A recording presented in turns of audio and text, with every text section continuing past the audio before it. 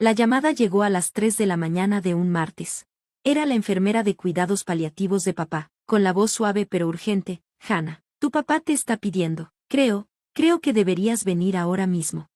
Me puse la ropa de ayer y manejé por calles vacías, con las manos temblándome en el volante. Papá llevaba semanas empeorando. Al final, el cáncer estaba ganando su batalla de 2 años. Yo había estado ahí todos los días, tomándole la mano, leyéndole las novelas de misterio que tanto le gustaban, asegurándome de que no estuviera solo.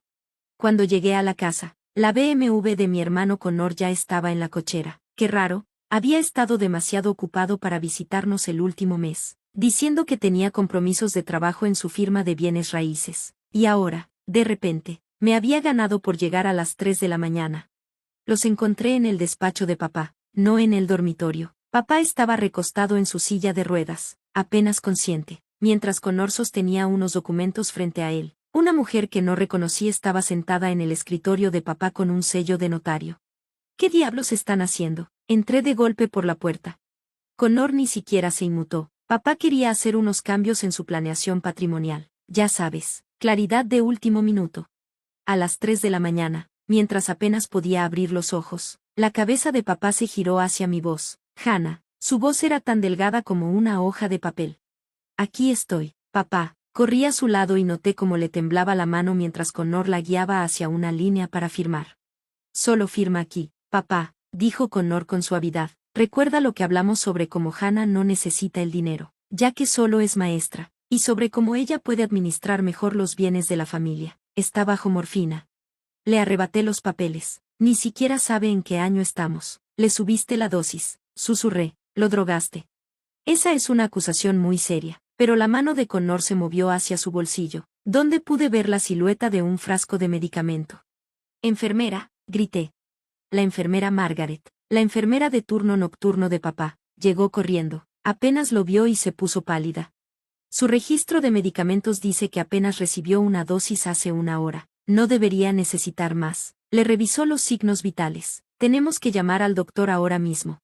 En el caos que siguió, la llegada del doctor, la estabilización de papá, el llenado de formularios por el error con la medicación, Connor logró escabullirse con sus documentos. La notaria lo siguió, viéndose profundamente incómoda. Papá murió 6 días después. Nunca recuperó del todo la conciencia, pero me sostuvo la mano hasta el final. Le susurré que lo amaba, que el dinero no importaba, que ser su hija valía más que cualquier herencia. Connor no volvió al hospicio. Estaba demasiado ocupado presentando el Nuevo Testamento en el juzgado sucesorio. El funeral fue un borrón. Connor interpretó al hijo afligido a la perfección. Incluso dio un emotivo discurso sobre la visión para los negocios de papá y cómo había prometido continuar el legado familiar. Evitó mirarme a los ojos todo el tiempo. 2 semanas después, nos sentamos en la oficina del abogado de papá, George Rees. Yo conocía a George desde niña. Había llevado el divorcio de mis padres, el patrimonio de mamá después del accidente de coche, cada momento legal importante de nuestras vidas.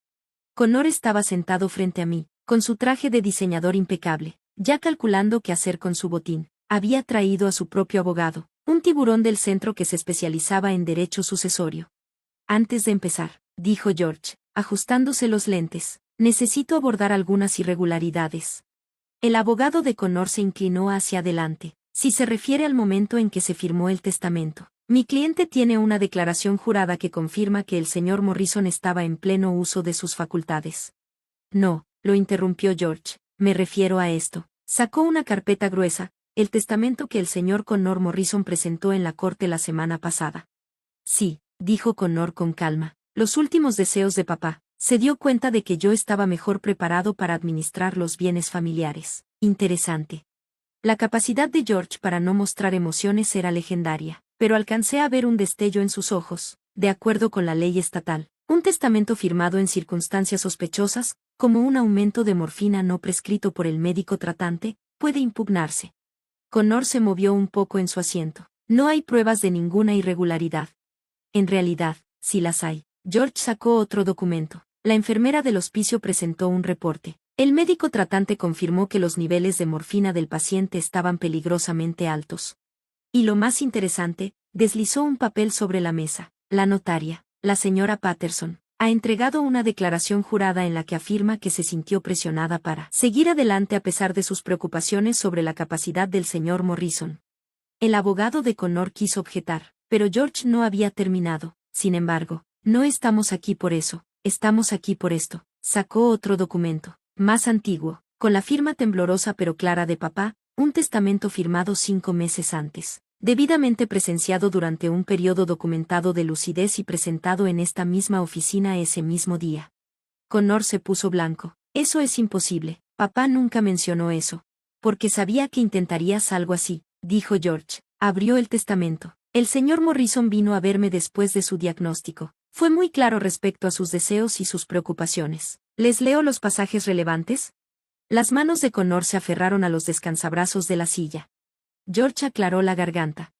A mi hijo Connor, cuya ambición siempre ha superado su ética, le dejo la suma de $1 y un consejo: el dinero obtenido mediante el engaño vale menos que el dinero ganado con honor. El resto de mi patrimonio, incluida la casa familiar, todas las cuentas de inversión y mis pertenencias personales, se lo dejo a mi hija Hannah, quien me ha demostrado que la riqueza no se mide en dólares, sino en presencia, no en portafolios, sino en paciencia. Pasó sus noches leyéndole a un hombre moribundo mientras otros calculaban su herencia. La cara de Connor pasó de blanco a rojo. Esto es falso. Hannah debe de haber. Hay más, continuó George. Sé que Connor podría intentar impugnar este testamento o manipularme para cambiarlo a medida que mi condición empeorara. Por lo tanto, también estoy estableciendo un fondo educativo de $500,000, administrado por Hannah, específicamente para proporcionar recursos a escuelas con poco presupuesto. Este fideicomiso es irrevocable y está protegido de cualquier reclamación de Connor o de sus descendientes. También hay un vídeo, dijo, girando la pantalla de su computadora hacia nosotros. ¿Quieren verlo? La boca de Connor se abrió y cerró como la de un pez. En la pantalla, papá apareció delgado pero alerta, sentado en esta misma oficina 5 meses antes. Su voz era clara y firme. Si están viendo esto, significa que Connor intentó cambiar mi testamento cuando yo estaba demasiado enfermo para resistirme. Hijo, conozco tus deudas, tu juego, tus mentiras a los inversionistas sobre tener capital del fideicomiso familiar. Te he visto convertirte en alguien que no reconozco, alguien que explotaría a su padre moribundo por dinero. Hannah, cariño, perdóname por obligarte a lidiar con esto. La casa es tuya, llénala con las risas de los estudiantes a quienes tanto quieres. Y Connor, te perdono, pero perdonar no significa permitir. Busca ayuda, hijo, antes de perder más que dinero. El vídeo terminó. Connor se quedó inmóvil, mirando la pantalla en blanco. Qué interesante, dijo George, y algo en su tono hizo que todos levantáramos la vista. Porque presentar un testamento fraudulento es un delito grave. Intentar influir indebidamente en una persona moribunda es maltrato a un adulto mayor. Aumentarle la dosis de morfina a alguien sin autorización dejó que la implicación flotara en el aire. Fue entonces cuando Connor se desmayó, simplemente se desplomó. Un momento estaba sentado ahí, y al siguiente estaba en el piso, su traje costoso arrugado, su peinado perfectamente arreglado arruinado. Su abogado corrió a ayudarlo, pidiendo agua, aire, espacio. Mientras lo atendían, George me deslizó en silencio otra carpeta. Tu papá también te dejó estas cartas personales, algunas fotos e información sobre las deudas de Connor. Quería que entendieras por qué hizo lo que hizo. Connor volvió en sí poco a poco, con su abogado ayudándolo a sentarse en la silla. El tiburón de abogado ya estaba calculando, susurrando sobre impugnar, sobre el estado mental de papá, sobre una supuesta influencia indebida mía. Yo no lo haría, dijo George con calma. Tenemos el vídeo, los expedientes médicos que muestran la lucidez del señor Morrison ese día y 3 testigos además de mí, y cualquier impugnación requeriría explicar la firma de medianoche y el incidente de la morfina. La Fiscalía del Distrito ya está interesada en esa situación. Entonces Connor me miró de verdad, me miró por primera vez en años. ¿Le volviste la espalda contra mí? No, dije en voz baja, tú lo hiciste solo. Cada visita que no hiciste, cada excusa, cada vez que lo llamabas para pedirle dinero pero nunca para saber cómo estaba. Yo no te envenené en su contra, Connor, solo estuve presente. Necesitaba ese dinero. Su voz se quebró. No entiendes. Les debo a personas peligrosas. Entonces debiste haber sido honesto con papá. Él te habría ayudado, siempre ayudaba, te habría regañado, te habría hecho trabajar duro, te habría amado. Eso era todo lo que siempre hacía. Connor se fue con su abogado, dejando amenazas de demanda a su paso, pero todos sabíamos que todo había terminado. Jugó mal sus cartas. Literalmente drogó a nuestro padre para conseguir una firma y descubrió que papá había estado 3 pasos adelante todo el tiempo. George me acompañó a mi coche después. Tu padre era un hombre inteligente. Sabía que Connor intentaría algo cuando estuviera lo suficientemente desesperado. Por eso vino conmigo desde temprano y dejó todo debidamente preparado. ¿Por qué no le dijo simplemente la verdad a Connor? Que ya había cambiado el testamento porque esperaba que Connor lo sorprendiera, que eligiera el amor por encima del dinero al final. Cuando Connor no fue a visitarlo en ese último mes, tu papá lo supo, pero aún así siguió teniendo esperanza. Y el vídeo fue idea suya. Dijo que Connor tendría que verlo para creerlo, y quería decirle que lo amaba una vez más, aunque Connor no lo escuchara hasta después. Me quedé en mi coche mucho tiempo después de que George se fuera, sosteniendo la carpeta de cartas que papá había escrito, una por cada año que pensó que podría faltar, tarjetas de cumpleaños para futuros nietos y una nota para Connor, sellada con las palabras, cuando estés listo, escritas en el frente. Connor nunca impugnó el testamento. La amenaza de cargos criminales y la documentación hermética hicieron que fuera inútil. Se declaró en bancarrota 6 meses después. Se mudó a Florida y empezó de nuevo. No hablamos, pero escucho cosas a través de mis primos. Está trabajando como administrador de propiedades, viviendo discretamente, quizá por fin aprendiendo lo que papá intentó enseñarle sobre ganar versus tomar.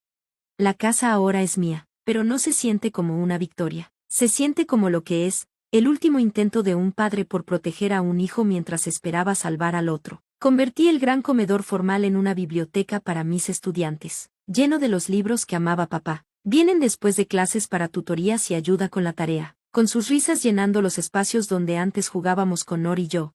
El fondo educativo ha equipado a 10 escuelas con nueva tecnología. Cada computadora lleva una pequeña placa donada por el Fondo Familiar Morrison, la riqueza medida en sabiduría.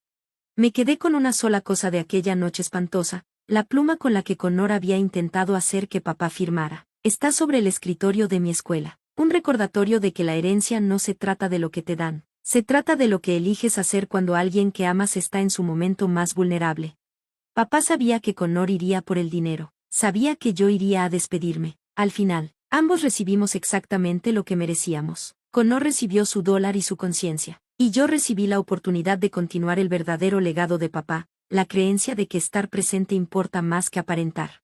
La lectura del testamento hizo que Connor se desmayara porque se dio cuenta de que había sido descubierto, expuesto y derrotado por el padre al que había subestimado. Pero creo que se desmayó por otra razón también, el peso de oír a papá decir, te perdono, cuando lo único que había ganado era abandono. A veces, la mayor herencia es descubrir que alguien sabía exactamente quién eras y aún así te amó. Y a veces, el peor castigo es obtener exactamente lo que maquinaste, solo para descubrir que no vale nada frente a lo que perdiste por conseguirlo.